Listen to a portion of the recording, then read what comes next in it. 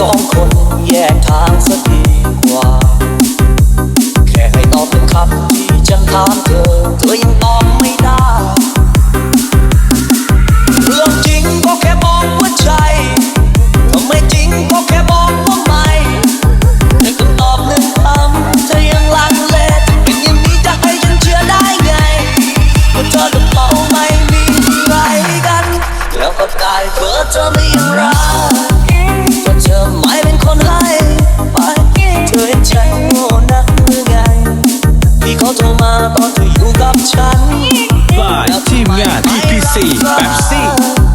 เธอบอกว่าสัญญาณไม่ดีฉันว่ามันสัญญาณมากกว่าไหมแม้ทำลงไปได้ไม่ให้คน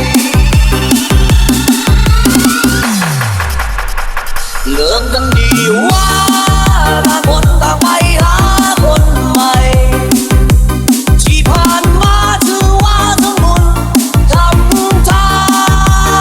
นฉันรักเธอเธอมองไม่เห็นค่า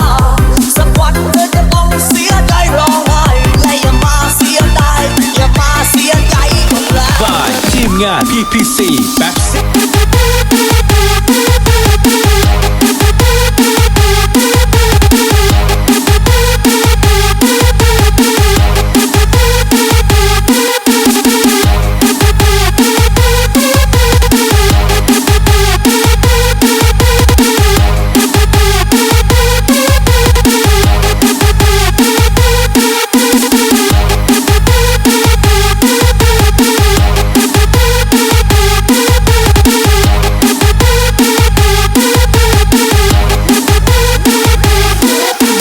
ทีมงาน PPC แบบซี่